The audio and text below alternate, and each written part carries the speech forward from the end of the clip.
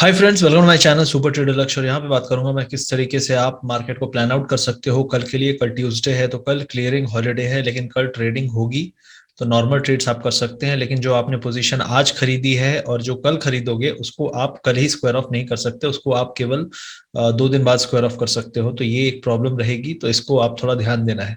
दूसरी चीज है, आज मार्केट में मॉर्निंग में करीब 2-3 घंटे तक लोग अपने पोर्टफोलियो के स्टॉक्स नहीं बेच पा रहे थे। मार्केट हाई पे था और ये एक प्रॉब्लम थोड़ी सी अजीब सी लगती है कि इतना बड़ा क्लियरिंग कॉरपोरेशन है और आज आपके स्टॉक्स क्लियर होने में 3 घंटे और कोई चर्चा भी नहीं, कोई हल्ला भी नहीं। तो ये चीजें थोड़ी सी गड़बड़ है, सही नहीं है।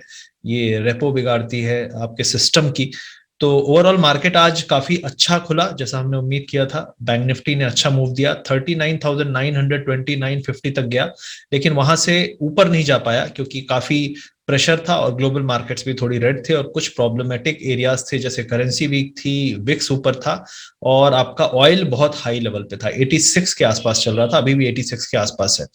तो ये कुछ पॉइंट्स थे जिन्होंने मार्केट को आगे बढ़ने नहीं दिया, लेकिन आपके कुछ स्टॉक्स ने बहुत बड़ा कंट्रीब्यूशन दिया। जैसे आप देख सकते हैं, इन्फोसिस सबसे बड़ा कंट्रीब्यूटर था, सेकंड नंबर का आईसीआईसी बैंक था। तो अकेले इन दो शेयरों ने 100 पॉइंट उठा के रखा था निफ्टी में, जबकि निफ्टी आप देख सकते हैं 138 पॉइंट ऊपर था। और एचडीएफसी बैंक, जिसका रिजल्ट अच्छा आया था और उम्मीद थी कि ये मार्केट को संभालेगा, वो हाई लेवल से गिर गया। कोटक हाई लेवल से गिर गया, तो काफी प्रॉफिट बुकिंग हुई, काफी इंडेक्स मैनेजमेंट भी हुआ। तो अभी ये कहना मुश्किल है कि यहां से हम सीधे ऊपर जाएंगे या फिर एक डिप आएगा उसके ऊपर, उसके बाद हम एक अपसाइड देंगे। तो दोनों पॉसिबिलिटीज के बारे में यहाँ पे देखेंगे। तो करंटली ये सेटअप दिख रहा है, आप देख सकते हैं एचडीएफसी बैंक जो गेनर था सबसे बड़ा बैंक निफ्टी का, वो लूजर बन गया। तो कुछ स्टॉक्स में प्रॉफिट बुकिंग आई, कुछ स्टॉक्स नीचे से ऊपर गए। तो ओवरऑल आज मोस्ट प्रॉब्ली मार्केट को और इंडेक्स को होल्ड करने के लिए काफी प्रयास किए गए, कुछ तरीकों से, जैसे सीडीएसएल वाले तरीके से, और कुछ तरीके से नॉर्मली बाइंग भी थी।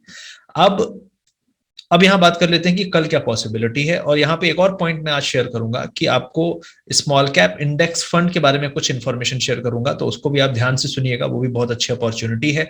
लार्ज कैप की हम यहाँ पे बात कर रहे हैं, निफ्टी 50 की, और फिर मिड कैप की मैं बात करता हूँ नॉर्मली, जो 100 स्टॉक्स होते हैं, और उसके बाद आता है स्मॉल कैप। तो उसके बारे में भी कुछ बात करूंगा। अगर आप चैनल पर नए हैं तो चैनल को सब्सक्राइब करिए, वीडियो अच्छा लगे तो लाइक शेयर जरूर करिएगा, कमेंट में जरूर बताइएगा कि आपको क्या मदद मिल रही है और क्या चीजें हम यहाँ पे ऐड कर सकते हैं। अब यहाँ पे अगर आप देखेंगे तो आज टोटल जो 50 स्टॉक है उनमें से 28 स्टॉक्स ऊपर थे, 22 नीचे थे, मतलब ज्यादा स्टॉक ऊपर उठा रहे थे। लेकिन मॉर्निंग टाइम में अगर आप देखें तो बहुत ज्यादा स्टॉक थे ऊपर, ऑलमोस्ट 42 स्टॉक्स ऊपर थे और कुछ ही स्टॉक नीचे थे। और जो मिड कैप है, मिड कैप इंडेक्स, तो उसकी जो मार्केट ब्रेड थी, मतलब कितने स्टॉक ऊपर है और कितने नीचे हैं, तो वो मॉर्निंग में 1:5 था, उससे भी ज्यादा था। और क्लोज होते होते 1:1 हो गया। मतलब ये दिखाता है कि मिड कैप इंडेक्स से हाई लेवल से प्रॉफिट बुकिंग आई है, जिसकी बात मैंने कल भी की थी कि मिड कैप पे थोड़ी नजर रखिएगा, बाउंस आएगा। लेकिन बाउंस के बाद अगर ये हाई लेवल से बड़ा करेक्शन या बड़ा गिव अप करता है प्रॉफिट बुकिंग, तो वो साइन है कि अब हाई लेवल पे प्रॉफिट लोग बेच के निकल रहे हैं। देखिए, आपको प्रॉफिट हमेशा बेस्ट अपॉर्चुनिटी पे निकलना है। गिरते हुए मार्केट में बेचने में कोई बहादुरी नहीं है। अच्छे लेवल पे बेच के निकलने में आप बोलेंगे हाँ यार चलो मैंने अच्छा प्रॉफिट कमाया। अच्छा मतलब ये नहीं है कि आप एकदम हाईएस्ट पॉइंट पे बेच पाओगे, कोई नहीं बेच पाया आज तक हाईएस्ट पॉइंट पे, ना कोई लोएस्ट पॉइंट पे खरीद पाया है। तो ये एक अपॉर्चुनिटी आपको इस प्राइस एक्शन से पता करनी पड़ेगी। तो यहाँ पे मैं उसकी बात करूंगा, लेकिन सबसे पहले इंपॉर्टेंट चीज यहाँ पे बात कर लेता हूं कि इंडिया से रिलेटेड क्या क्या चीजें हैं जो आपको ध्यान देनी है। तो पहला है, 10 ईयर बॉन्ड यील्ड जो है इंडिया की, वो बढ़ रही है, इन्फ्लेशन बढ़ रहा है, तेल के दाम बढ़ रहे हैं, और ये आप देख सकते हैं 1% बढ़ा है, जो कि बहुत बड़ा जंप होता है। यील्ड 1% बढ़ना बहुत बड़ी चीज होती है। किसी भी आप जानकार और एक्सपीरियंस्ड आदमी से पूछेंगे तो वो बताएगा इसकी वैल्यू क्या है। और ये एक बहुत बड़ा प्रेशर लाता है बैंकिंग स्टॉक्स में, और काफी सारे सेक्टर्स में ये इंपैक्ट डालता है। तो इस पे थोड़ा सा आपको ध्यान देना पड़ेगा। क्रूड ऑयल जो प्राइजेस हैं, ये आपका WTI क्रूड है जो यूएस वाला है, तो ये आपका 82.8 के आसपास चल रहा है। ये पिछले मतलब 2014 के बाद का सबसे हाईएस्ट लेवल है। आप देख सकते हैं 7 साल में सबसे महंगे लेवल पे तेल के दाम है पूरे वर्ल्ड वाइड। तो ये इन्फ्लेशन का प्रॉब्लम सीरियस है। दूसरा है, जो तेल हम ज्यादा देखते हैं वो है आपका यहाँ पे ब्रेंट। तो ब्रेंट का प्राइस जो है आप देख सकते हैं 2018 में इस लेवल पे आया था, उसके बाद हम पहली बार आए हैं, और हम भी ऑलमोस्ट 2013 के एरिया के आसपास हैं। तो 85.6 के आसपास चल रहा है, ये भी बहुत बहुत हाई लेवल है। और हमारे जो बजट में जो एफएमजी ने जो मैडम ने फैक्टर इन किया था तेल के दाम, वो $65 थे कि 65 के आसपास रहेंगे। हम वहां से $20 ऊपर हैं। और आज एफएम का एक कमेंट आया है फाइनेंस मिनिस्टर का कि ये जो है बहुत अनकंफर्टेबल लेवल पे है और यहाँ से हमको काफी प्रॉब्लम हो सकती है हमारी ग्रोथ पे, और हमारे जो भी फिस्कल डेफिसिट है उस पर भी फर्क पड़ता है, और सरकार के पास जो पैसे हैं उसका भी उन्हें ज्यादा पैसा खर्च करना पड़ता है तेल के दाम महंगे होने के कारण। क्योंकि आप देखेंगे $85 तेल का दाम है, और जो करेंसी है हमारी वो भी काफी कमजोर है। आप देख सकते हैं यहाँ पे यूएसडी आईएनआर 75.3 है, तो 75.3 बहुत हाई लेवल होता है। और दूसरी चीज है यूएस में भी बॉन्ड आप देख सकते हैं 1.62 बहुत हाई लेवल पे है यूएस के 10 ईयर भी। तो इन्फ्लेशन एक बहुत बड़ा इशू है। यूएस 30 आप देख सकते हैं ग्लोबल मार्केट रेड में है। डाउ जोन्स जब हम बंद हुए थे तो ज्यादा नीचे नहीं था, अभी सब 70-80 पॉइंट नीचे था, अभी ऑलमोस्ट 200 पॉइंट नीचे आ गया है। तो ये भी ओवरऑल दिखा रहा है कि ग्लोबल मार्केट्स में थोड़ी सी सेलिंग आ रही है। यहाँ पे स्क्विड गेम्स मत देखिए, वो आपको देखना है तो नेटफ्लिक्स का सब्सक्रिप्शन लेके देख सकते हैं। ठीक है। सो गाइज, अब हम बात कर लेते हैं थोड़ी सी कि स्मॉल कैप जो इंडेक्स फंड है उसके बारे में, फिर हम कंटिन्यू करेंगे अपने इस मार्केट एनालिसिस को। और आइए चलते हैं और स्टार्ट करते हैं स्मॉल कैप इंडेक्स फंड के बारे में जानकारी। तो दोस्तों, जैसे मैंने आपसे शुरू में बात की थी कि मैं आपसे यहाँ पे एक इन्वेस्टमेंट अपॉर्चुनिटी शेयर करूंगा जो कि बहुत अच्छी उन लोगों के लिए है जो हाई रिवॉर्ड, हाई ग्रोथ अपने रिटर्न्स पे एक्सपेक्ट करते हैं। तो वो अपॉर्चुनिटी क्या है उसके बारे में आइए बात करते हैं। सबसे पहले इस अपॉर्चुनिटी का नाम जान लेते हैं। अपॉर्चुनिटी का नाम है स्मॉल कैप इंडेक्स फंड। अब इसमें दो चीज़ें बहुत इंपॉर्टेंट है। पहली चीज़ कि इंडेक्स फंड क्या होता है, और दूसरी चीज़ कि स्मॉल कैप इंडेक्स फंड क्यों हाई रिटर्न्स देते हैं, ये आपको जानना बहुत ज़रूरी है। इंडेक्स फंड्स वो होते हैं जो अंडरलाइंग इंडेक्स के रिटर्न्स को मैच, उसकी ग्रोथ को मैच करते हैं, जैसे mid cap, small cap, large cap. तो ये सारे जो इंडेक्स हैं, अगर आप किसी लार्ज कैप इंडेक्स फंड की बात करेंगे तो वो लार्ज कैप के रिटर्न्स को मैच करता है। अगर आप स्मॉल कैप की बात करेंगे तो स्मॉल कैप इंडेक्स फंड जो होता है वो स्मॉल कैप के रिटर्न्स को रेप्लिकेट करने की कोशिश करता है। और स्मॉल कैप के जो नॉर्मली रिटर्न्स होते हैं वो लार्ज कैप और मिड कैप से ज़्यादा होते हैं। अब यहाँ पे बहुत सारे लोगों को सवाल होगा कि large cap, mid cap, small cap क्या होता है। तो सबसे पहले बात कर लेते हैं कि लार्ज कैप क्या होता है। देश के जो पहले 100 सबसे बड़े 100 स्टॉक्स होते हैं, सबसे बड़ी जो 100 कंपनियां होती हैं, उनके शेयर्स आते हैं लार्ज कैप में। अब इसके बाद जो 150 स्टॉक्स होते हैं वो आते हैं मिड कैप में। अब टोटल जो देश के 500 स्टॉक्स हैं उनमें जो नीचे के 250 स्टॉक्स होते हैं, जो इमर्जिंग कंपनीज होती हैं, स्टार्टअप्स होते हैं, जो ग्रोइंग कंपनीज होती हैं, वो आती हैं स्मॉल कैप इंडेक्स। अब यहाँ पे एक और इंपॉर्टेंट चीज मैंने हमेशा बोली है कि स्मॉल कैप इंडेक्स में ग्रोथ और रिटर्न्स हाई होते हैं। तो ग्रोथ और रिटर्न्स हाई क्यों होता है, इसके कुछ रीजंस है, उनके बारे में मैं आपको यहाँ पे बताता हूँ। यहाँ पे ग्रोथ प्रॉस्पेक्ट बहुत हाई होते हैं। यहाँ पे जो नई लिस्टिंग होती है, जब नया कोई स्टॉक आता है मार्केट में, छोटी कंपनी होती है, वो इसमें कैप्चर होती है। जैसे लार्ज कैप और मिड कैप में सेक्टर का डाइवर्सिफिकेशन होता है, उससे बेटर सेक्टर का डाइवर्सिफिकेशन आपको स्मॉल कैप इंडेक्स में मिलता है। इसमें स्टार्टअप्स और यूनिकॉर्न्स, जो नई कंपनी होती हैं, छोटी होती हैं लेकिन बहुत हाई ग्रोथ पोटेंशियल होता है, वो इसमें शामिल होती हैं, जिनमें आगे चल के एक बड़ी कंपनी या मिड कैप या लार्ज कैप बनने का पोटेंशियल होता है। तो इसीलिए यहाँ पे आपको एक ग्रोथ पोटेंशियल मिलता है जो कि नॉर्मल जो लार्ज कैप और मिड कैप है उनसे ज्यादा होता है, क्योंकि स्मॉलर कंपनीज, जो छोटी कंपनीज होती हैं, वो ज्यादा तेजी से ग्रो होती हैं। जैसे आपने देखा होगा, जो भी कंपनी आपने सुना होगा, लेटेस्ट जो यूनिकॉर्न्स हैं, 1 साल 2 साल पहले उनका टोटल वैल्यूएशन था $200 मिलियन और आज वो 1 बिलियन हो गई है। मतलब 1 बिलियन 5 गुना बढ़ने में उन्हें सिर्फ 1 साल लगा। तो इस तरीके का ग्रोथ पोटेंशियल आपको मिलता है स्मॉल कैप इंडेक्स के स्टॉक्स में। अब यहाँ पे मैं आपको उन टॉप स्टॉक्स और सेक्टर की बात करूंगा जो मिला के बनाते हैं स्मॉल कैप इंडेक्स को। तो यहाँ पे आप ध्यान से देखिए पिक्चर में किस तरीके से ये इंडेक्स का डिस्ट्रीब्यूशन। तो यहाँ पे आप देखेंगे टॉप 10 स्टॉक्स परसेंटेज में जो इनका वेटेज है इस पूरे 100% इंडेक्स में, तो आप देखेंगे IEX एनर्जी एक्सचेंज, रिसेंटली में ये स्टॉक बहुत भागा था। CDSL, ये बहुत ही पॉपुलर शेयर है, बहुत ज़्यादा लोग इसके पीछे पड़े रहते हैं, ये फैन है इसके। कार्बोरेंडम, साइंट, ये सारे के सारे स्टॉक्स जो हैं एक यूनिक कंपनीज हैं, बहुत बड़ी कंपनीज नहीं हैं, लेकिन आप देखेंगे कि ये स्मॉल कैप इंडेक्स के टॉप लीडरशिप स्टॉक हैं। तो ये दिखाता है कि जो आपके बेहतरीन फेवरेट स्टॉक्स थे, जिनमें आप ऑलरेडी ट्रेड या इन्वेस्ट कर रहे थे, वो स्मॉल कैप इंडेक्स का पार्ट हैं। और इनका वेटेज आप देख सकते हैं बहुत बेहतरीन तरीके से इसको डिस्ट्रीब्यूट किया जाता है। अगर आप टॉप सेक्टर देखेंगे परसेंटेज में तो फाइनेंशियल सर्विसेज 17% है, 17%, मैन्युफैक्चरिंग है 12%, consumer good 11%, IT 9.7%, chemical 7%, pharma 6%, construction 5.8, services 5.3, textile 3.7, consumer service 3.5। एक चीज आप यहां पे देखेंगे, जब आप लार्ज कैप का जो इंडेक्स का वेटेज देखेंगे सेक्टर वाइज, तो उसमें आप फाइनेंशियल सर्विसेज को पाएंगे करीब करीब 30%, 30% है। आपका जो आईटी है वो करीब करीब 18-19% है। तो आपको दिखाता है यहाँ पे कि जो स्मॉल कैप इंडेक्स है उसमें जो वेटेज है वो बहुत ही बेहतरीन तरीके से डिस्ट्रीब्यूट होता है और इसमें ज्यादा सेक्टर में इनका पार्टिसिपेशन और ज्यादा सेक्टर में पैसे का डिस्ट्रीब्यूशन करते हैं, जिससे चीजें प्रॉपरली मैनेज रहती हैं। कहते हैं कि don't put all your eggs in one bucket, उसी तरीके से don't put all your share in one sector. तो एक ही सेक्टर में सारे पैसे मत डाल दीजिए, काफी सारे सेक्टर्स में डिस्ट्रीब्यूट रहेगा। तो कभी कोई सेक्टर परफॉर्म करेगा, कभी कोई सेक्टर परफॉर्म करेगा। और आप छोटी कंपनीज में देखेंगे ग्रोथ रेट हाई है, इसीलिए ये जो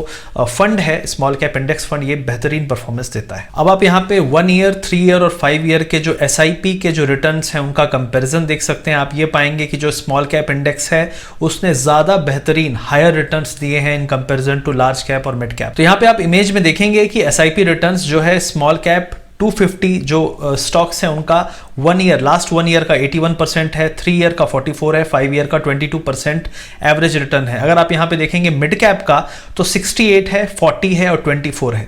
और अगर आप निफ्टी 50 का देखेंगे तो 48, 28, 19 है। तो आप देखेंगे कि जो आपका ब्लू चिप इंडेक्स है निफ्टी 50, उसके रिटर्न से काफी ज्यादा रिटर्न्स आपको मिलते हैं स्मॉल कैप इंडेक्स में। अगर आप ईयर ऑन ईयर देखें पिछले 1 साल का, 3 साल का, 5 साल का, तो ये रिटर्न्स दिखाते हैं आपको कि आपको ग्रोथ पोटेंशियल काफी अच्छा मिलता है स्मॉल कैप इंडेक्स में। अब ये जो अपॉर्चुनिटी आपके लिए लेकर आ रहे हैं ये है ICICI प्रूडेंशियल के स्मॉल कैप इंडेक्स फंड, जिसका NFO 14 अक्टूबर से 26 अक्टूबर तक खुलने वाला है। तो इसमें आप पार्टिसिपेट कर सकते हैं। इस वीडियो के डिस्क्रिप्शन में मैंने लिंक दे दिया है, पिन कमेंट में भी मैंने लिंक दे दिया है, तो चेक जरूर करें।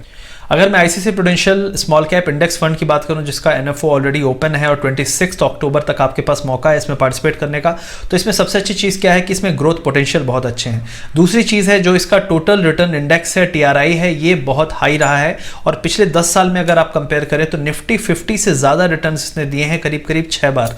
तो ये दिखाता है कि ये निफ्टी 50 के रिटर्न को बीट करता आ रहा है लगातार और मैक्सिमम टाइम्स आपको निफ्टी 50 से ज़्यादा रिवॉर्ड मिलने वाले हैं। यहाँ पे आप कैलेंडर ईयर परफॉर्मेंस भी देख सकते हैं, जिसमें निफ्टी 50 का जो कैलेंडर ईयर परफॉर्मेंस है ईयर ऑन ईयर और जो स्मॉल कैप इंडेक्स है उसका कैलेंडर ईयर परफॉर्मेंस आप देखेंगे तो आप खुद पाएंगे कि 10 में से 6 बार इसने जो रिटर्न्स है निफ्टी 50 के उसको बीट किया है। अब इसमें कुछ पॉइंट्स कि किस तरीके से आप इसमें इन्वेस्ट कर सकते हैं। सबसे पहली चीज है इसमें आप SIP कर सकते हैं, लमसम कर सकते हैं। आप इसमें बहुत लो कैपिटल से भी स्टार्ट कर सकते हैं, सिर्फ 100 रुपए से आप इसमें इन्वेस्टमेंट स्टार्ट कर सकते हैं। एक बहुत अच्छा बेनिफिट होता है इंडेक्स फंड में कि जो एक्टिवली मैनेज फंड्स होते हैं उनसे ज्यादा ये सस्ते पड़ते हैं, क्योंकि एक्टिव जो फंड्स होते हैं उनको मैनेज करने का कॉस्ट बहुत हाई होता है, इसलिए उसमें आपके रिटर्न्स का हिस्सा ही उस कॉस्ट में चला जाता है, जो कि इस केस में आपके रिटर्न्स में ऐड होता है। अब मैं आपको बताऊंगा किस तरीके से आप इस फंड में पार्टिसिपेट कर सकते हैं। सबसे पहली चीज है कि इस फंड को लेने के लिए आपको पेटीएम मनी का ऐप इंस्टॉल करना पड़ेगा। वीडियो के डिस्क्रिप्शन में लिंक मैंने दिया हुआ है और मैं दिखाता हूं आपको किस तरीके से आप पेटीएम मनी के ऐप में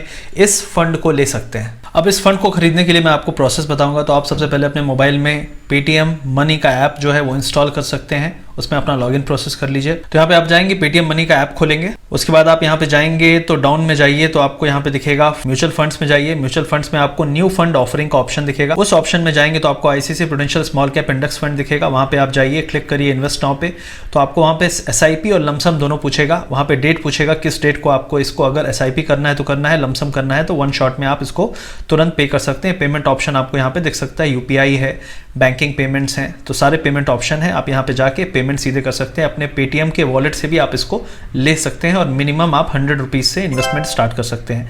तो ये सिंपल सा प्रोसेस है आपको किस तरीके से आप पेटीएम मनी ऐप में जाके ICICI prudential small cap index fund को खरीद सकते हैं। तो आई होप ये इन्फॉर्मेशन आपको बेनिफिशियल लगी होगी। ICICI प्रूडेंशियल के जो स्मॉल कैप इंडेक्स फंड में आप पार्टिसिपेट कर सकते हैं। इसका NFO खुला रहेगा 26 अक्टूबर, 26 अक्टूबर को, ज़्यादा समय बाकी नहीं है। तो वीडियो के डिस्क्रिप्शन में जाइए, लिंक चेक करिए और पेटीएम मनी का ऐप इंस्टॉल करके वहाँ पे कैसे करना है मैंने आपको ऑलरेडी बता दिया है। आई होप ये इन्फॉर्मेशन आपको बेनिफिशियल होगी और आपके प्रॉफिटेबल जर्नी में आपको मदद करेगी। तो आइए चलते हैं, बात करते हैं अपने वीडियो में मार्केट एनालिसिस के बारे में। देखनी है तो वॉलेटिलिटी एक बहुत इंपॉर्टेंट चीज है। आज इंडिया में वॉलेटिलिटी बढ़ी, US में भी वॉलेटिलिटी 8% ऊपर है।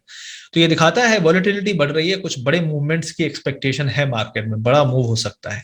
तो अब हम चलते हैं अपने अपने मार्केट में, बात करते हैं कि हमारी वॉलेटिलिटी का क्या हाल है। तो हमारी वॉलेटिलिटी विक्स जो है वो आज 9% ऊपर थी। आप देख सकते हैं बहुत बड़ा जंप है, पिछले ऑलमोस्ट 10 दिन का सबसे बड़ा जंप है ये एक दिन में जो वॉलेटिलिटी ऊपर गई है। तो ये दिखाता है कि वॉलेटिलिटी मतलब बड़े मूवमेंट आएंगे ऊपर भी नीचे भी, तो उसके लिए तैयार रहना है आपको, मतलब सीट बेल्ट अब बांध के रखना है, क्योंकि बहुत सारे लोग तैयार नहीं रहते और सीट से उछल जाते हैं। तो जरूरी है कि आप तैयार रहें इसके लिए। अब यहाँ पे आप देखें करेंसी जिसकी बात की मैंने ऑलरेडी, ये हाईएस्ट पॉइंट पे आप देख सकते हैं 74.9 था, अभी हम 75.34 पे आ गए हैं। तो ये जो प्रॉब्लम है, ये करेंसी वीक होना एक प्रॉब्लम है इक्विटी मार्केट्स के लिए। ये दिखाता है कि हो सकता है एफआईआई बाय सेल कर रहे हैं, या फिर आपकी करेंसी अपने इंटरनल फैक्टर्स और जो माइक्रो इकोनॉमिक जो भी फंडामेंटल है उनके कारण वीक हो रही है हमारी करेंसी। ऑयल जो है मैंने आपको ऑलरेडी बता दिया है। अब हम बैंक निफ्टी की बात कर लेते हैं। तो बैंक निफ्टी की जब आप यहाँ पे देखेंगे तो हमने बात की थी इस वाली लाइन के पास तक जा सकता है, ये 40,000 की लाइन थी, लेकिन हम वहां तक जा नहीं पाए हैं। मुझे ऐसा लगता है कि अगर कोशिश की इसने तो 40,500 तक के लेवल आएंगे, लेकिन अभी फिलहाल थोड़ा सा ओवर स्ट्रेच लग रहा है, ओवर स्ट्रेच लग रहा है। और ये जो हमने ब्रेकआउट देखा था उस दिन थर्सडे को एक्सपायरी के दिन, तो ये अभी वापस से आके हम मोस्ट प्रॉब्ली 39,300 तक आ सकते हैं, जहां पे गैप है, गैप फिल कर सकते हैं, या फिर हम दोबारा से 38,900 के पास भी आ सकते हैं। तो यहाँ पे कुछ इंपॉर्टेंट एवरेजेस हैं, तो हो सकता है हम यहाँ पे आए और फिर अगली रैली स्टार्ट करें। तो अगर बाइंग करनी है तो आपको इस एरिया का वेट करना बेटर है, 38,950 का, जहां पे आपको एक अच्छा बाउंस मिलेगा। मतलब 500 पॉइंट आपको यहाँ पे अगर बाय कर रहे हैं, थोड़ा सा टाइम लेके फ्यूचर्स में बाय करिएगा, या पुट सेल करके, या फिर आप कॉल अगले हफ्ते का बाय करके, तो आपको एक दो दिन अगर वेट भी किया तो आपको यहाँ पे कंसोलिडेशन के बाद बाउंस जो मिलेगा वो स्ट्रांग मिलेगा। लेकिन यहाँ से ओवर स्ट्रेच हो चुका है मार्केट, तो इसको थोड़ी सी हिम्मत नहीं हो रही है। तो कम से कम 300 पॉइंट का करेक्शन इस गैप को फिल करने का होना चाहिए, या फिर अगर थोड़ा बड़ा हुआ तो 38,900। तो बैंक निफ्टी में यही दो चीजें हैं, अगर गैप अप मिले तो आप निकलिए, गैप अप में फंसिएगा मत। आज गैप अप होल्ड इसलिए कर गया क्योंकि बेचने ही नहीं दिया गया, तो लोग सिर्फ खरीद रहे थे, बेच ही नहीं रहे थे। जब बेचेंगे नहीं तो मार्केट गिरेगा कहां से। और बाद में जब वो खुला सिस्टम, तो बाद में आपने देखा कि मार्केट फिर से हाई लेवल से इसने प्रॉफिट बुकिंग दिखाई, और सारे के सारे स्टॉक में एक्चुअली मिड कैप इंडेक्स को मैं जो बता रहा था आपको कि हाई लेवल से मिड कैप इंडेक्स करीब 300 पॉइंट गिरा है, 250 पॉइंट अप्रोक्सीमेटली। तो मिड कैप हाई से गिरा है। फार्मा में कमजोरी आ रही है, आई डोंट अंडरस्टैंड फार्मा में कितना कंसोलिडेशन चलेगा, लेकिन इस लाइन के ऊपर जब तक हम हैं, तो ये लाइन मैंने पहले बनाई थी, आप ड्रॉ कर लिया करिए, क्योंकि फिर मैं कई बार ये रेफरेंस दोबारा फार्मा में पीछे जाना थोड़ा सा मुश्किल होता है, टाइम लगता है। तो 14,450 तक सपोर्ट है, यहाँ पे आएगा, कंसोलिडेट करेगा। ये कंसोलिडेशन चल रहा है, इसको हम नहीं कहेंगे कि कमजोरी है। अगली रैली के पहले यहाँ थोड़ा समय बिताएगा और फिर उसके बाद आप बाय करेंगे। तो फार्मा मेरे हिसाब से, एक और वीडियो में लेकर आऊंगा, फार्मा आई थिंक मेरे हिसाब से एक अच्छी ग्रोथ प्रोस्पेक्ट दिखा सकता है अगले 3 से 6 महीने में, जब पूरे मार्केट कंसोलिडेशन की उम्मीद है मुझे। फार्मा अच्छा कर सकता है मेरे हिसाब से, ये मुझे लग रहा है। ऑटो सेक्टर में प्रॉफिट बुकिंग आई है हाई लेवल से, आप देखेंगे यहाँ पे एक बड़ा कैंडल बना था और आज फिर एक बड़ा कैंडल बना है। तो ये दिखा रहा है कि ओवरऑल यहाँ पे सेलिंग है। मुझे ऐसा लगता है कि ऑटो में थोड़ा कंसोलिडेशन, क्योंकि आप देख सकते हैं ना कितनी स्टीप रैली आई ऑटो में। टाटा मोटर और जितने भी आप नाम ले लीजिए सब भागे हैं एकदम दम से। तो थोड़ा सा कंसोलिडेशन देंगे, कितना कंसोलिडेशन देंगे ये कहना थोड़ा मुश्किल है, क्योंकि इस टाइप के आप स्ट्रक्चर में 30% भी हो सकता है इस पूरी रैली का, या फिर 50% भी हो सकता है। लेकिन आप वर्स्ट केस सिनेरियो में लीजिए तो आपको बाइंग एरिया 11,300-400 के आसपास इस एरिया में आना चाहिए। ये एरिया आपका बाइंग एरिया होना चाहिए। यहां तक एक बार आए तो हो सकता है फिर से एक बाउंस मिलेगा। मुझे लगता है कि एक्सपायरी वाले वीक में आप ऑटो सेक्टर के कुछ स्टॉक्स में अच्छा बाउंस देखेंगे, शॉर्ट कवरिंग या जो भी कह लो। लेकिन फिर से, क्योंकि ये हिस्ट्री रही है, टाटा मोटर्स अब एक्सपायरी वाले हफ्ते में अच्छा बाउंस देगा, मुझे ऐसा लगता है। तो मैं उसके लिए प्लान करूंगा। अभी मैं फिलहाल ऑटो से दूरी हूं, ठीक है। जो मूव थे वो हमने पकड़े, ठीक है, 360 से पकड़े हमने, 360 से टाटा मोटर पकड़ा था, लेकिन अभी फिलहाल के लिए थोड़ी दूर है, और हम 440, 11,440 ऑटो सेक्टर में इस लेवल के आने का वेट करेंगे। उसके अलावा अगर हम बात करें, यहाँ पे निफ्टी की बात कर लेते हैं थोड़ा। तो निफ्टी फिलहाल आप देख सकते हैं, ये जो मैंने ट्रेंड लाइन बनाई थी, इसके लाइन के हम ऊपर तो आ गए हैं, लेकिन हम जस्ट जाके वहां चिपक के बैठ गए। अब अगर 18,450 के नीचे आता है, जो आज का लो भी था आई थिंक 430, 440, तो 440 के नीचे अगर हम आएंगे तो ये गैप फिल कर सकते हैं 330 तक। तो 100 पॉइंट का डिप यहाँ पे बनता है, लेकिन फिर उसके नीचे एक और गैप है। तो गैप बहुत ज्यादा होना अच्छी बात नहीं होती है, उसका मतलब है कि यहाँ पे स्ट्रेंथ वाले लोग नहीं है। गैप में क्या होता है, सीधे ऊपर खुला, लोग चढ़ गए और कूद रहे हैं, लेकिन ये गैप दोनों फिल हो सकते हैं। तो स्ट्रॉन्ग अगर आप बोलो तो 18,200, 18,200 एक स्ट्रॉन्ग सपोर्ट की तरह निकल सकता है, और उसके बाद ये ट्रेंड लाइन का भी सपोर्ट है आपका 18,050 पे। तो अगर कोई बोलता है यार मैं अगले डिप पे बाय करूंगा, अगर कोई ये सोच रहा है, तो आपको डिप मिलेगा 18,050 से 18,150। ठीक है। और अगर आपको लगता है कि यार मैं खतरों का खिलाड़ी हूं, थोड़ा सा डिप में मुझे घुसना है, तो 350 पे पहला डिप है, और दूसरा डिप जो आएगा वो 200 के आसपास आएगा। तो ये दो लेवल मैं आपको बता सकता हूँ बैंक निफ्टी में। गैप अप मिले, चेस मत करिएगा। गैप अप मिलने के लिए आपको करेज दिखाना है, तो आप एक दिन पहले ले लीजिए बीटीएसटी से एसटीवीटी जो भी है, लेकिन आप खुलने के बाद चेस करेंगे तो हमेशा आपको रिवॉर्ड नहीं मिलेगा, और ऑल टाइम हाई पे कभी भी लपेटे जा सकते हैं, इसलिए थोड़ी सी सतर्क रहिए।